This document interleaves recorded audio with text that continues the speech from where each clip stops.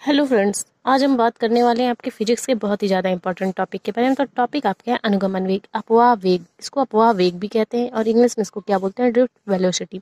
तो बिना time waste किए इसकी डेफिनेशन देख लेते हैं। तो इसकी डेफिनेशन क्या होती है, किसी चालक तार में यदि हम किसी चालक तार में विभवांतर आरोपित करें, मतलब आवेश दें, तो उत्पन्न होने वाला औसत वेग क्या कहलाता है, आपका अनुगमन वेग कहलाता है। हो सकता है अभी आपको डेफिनेशन क्लियर नहीं हो, तो चलिए इसका फिगर देखते हैं जिसकी ये जो डेफिनेशन है आपको अच्छे से क्लियरिफाई हो। तो चलते हैं, देखते हैं इसका फिगर।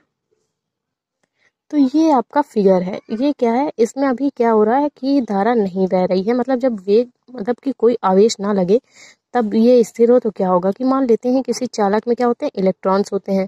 जब ये इसका वेग स्थिर है, मतलब धारा इसमें नहीं बह रही है चालक में, तो क्या होगा, इसका वेग क्या होगा, u इज इक्वल टू 0। मतलब इसमें कोई धारा तो अभी बह नहीं रही, लेकिन क्या होगा जब हम इसमें विभवांतर आरोपित करेंगे, और विभवांतर आरोपित करेंगे तो इसमें आ जाएगा आवेश। तो क्या होगा, चालक में धारा बहने लगेगी, धारा आपकी आई इसमें बहने लगेगी।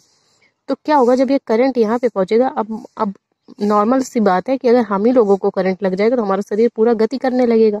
तो इन इलेक्ट्रॉन्स पे जब करंट पहुंचेगा तो ये भी गति करने लगेंगे, क्योंकि ये इलेक्ट्रॉन जो है आपके मुक्त गति कर रहे हैं।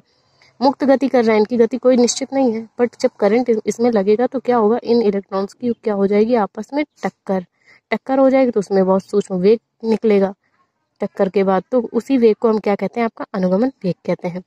तो क्या होगा, अब जानते हैं कि ये जो चालक है इसमें इसका वैद्युत क्षेत्र, एक समान वैद्युत क्षेत्र क्या है आपका, ई कार्य कर रहा है। तो इसमें जो इलेक्ट्रॉन्स हैं आपके वैद्युत क्षेत्र की विपरीत दिशा में कार्य करते हैं। तो आप जानते हैं कि ये जो वैद्युत क्षेत्र की तीव्रता इज इक्वल टू क्या होती है, एफ अपॉन क्यू। तो यहाँ से बल इस पे क्या हो जाएगा, F is equal to Q ही। बट जब इलेक्ट्रॉन्स क्या कर रहे हैं, वैद्युत क्षेत्र की विपरीत दिशा में गति कर रहे हैं, तो यहाँ पे वैद्युत क्षेत्र, मतलब इसमें लगने वाला बल क्या हो जाएगा, माइनस क्यू ई। ये हो गई आपकी इक्वेशन 1। तो अब हम क्या करते हैं, मान लेते हैं इन मुक्त इलेक्ट्रॉनों का द्रव्यमान आपका m और त्वरण a है। तो इस पर कार्य करने वाला बल क्या हो जाएगा, तो इस पे कार्य करने वाला बल, जब द्रव्यमान हो आपका, तो बल क्या होता है, F is equal to M है। ये आपकी इक्वेशन बन गई 2। तो क्या करते हैं, अब समीकरण 1 व 2 से करेंगे तो इसका एक साइड तो मतलब सेम ही है, तो क्या हो जाएगा, M A is equal to minus Q E. तो इतना हो गया। अब हमें किसके त्वरण के पद में लाना है, तो माइनस क्यू ई बटे एम। ये आपकी बन गई समीकरण आपकी 3। तो अब आप ये फिगर में समझिए कि ये चालक आपका पी क्यू है, जिसकी लंबाई आपकी एल, इसमें वैद्युत क्षेत्र ई, द्रव्यमान एम, और इसका जो त्वरण है वो आपका ए है। तो जब भाई बात त्वरण की हो और आपका इसका द्रव्यमान दिया हो, तो क्या कर सकते हैं हम, फिर क्या लगाएंगे, गति का आपके प्रथम समीकरण से। क्योंकि गति का प्रथम समीकरण होता है v is equal to U plus A T, जहाँ बात किसकी की गई, ए। जब ए दिया हुआ है तो हमें गति का प्रथम समीकरण लगाएंगे। तो अब भाई यहाँ से देखिए कि यहाँ पे गति का समीकरण v is equal to A T, but यहाँ पे बात हो रही है आपकी अनुगमन वेग की, तो यहाँ पे v क्या हो जाएगा, वी डी। अनुगमन वेग को वी डी से डिनोट करते हैं ना। तो अब भाई बात हो रही यहाँ पे, आपका बात हो रही प्रारंभिक वेग की। तो प्रारंभिक वेग हमने आपको फिगर में बताया था u इज इक्वल टू 0। तो यहाँ पे u इज इक्वल टू क्या हो जाएगा, 0। अब a का मान तो भाई दिया हुआ है, माइनस क्यू ई बटे एम। अब है यहाँ पे t, तो हमें क्या करना है, हमें तो शांतिकाल लेना पड़ेगा, टाउ। अब जब बात अनुगमन वेग की हो रही तो यहाँ पे आएगा शांतिकाल आपका टाउ, टी की जगह टाउ लिख सकते हैं। तो चलिए आगे देखते हैं इस डेरिवेशन को। भाई तो अब यहाँ पे बात की गई आपकी, आ गया अनुगमन वेग आपका क्या है, V D is equal to minus Q V upon tau. But आप जानते हैं कि विभवांतर, यहाँ पे विभवांतर आरोपित हो रहा है, तो विभवांतर का फॉर्मूला क्या होता है, वैद्युत क्षेत्र गुणे दो लगने वाली, मतलब बीच की दूरी।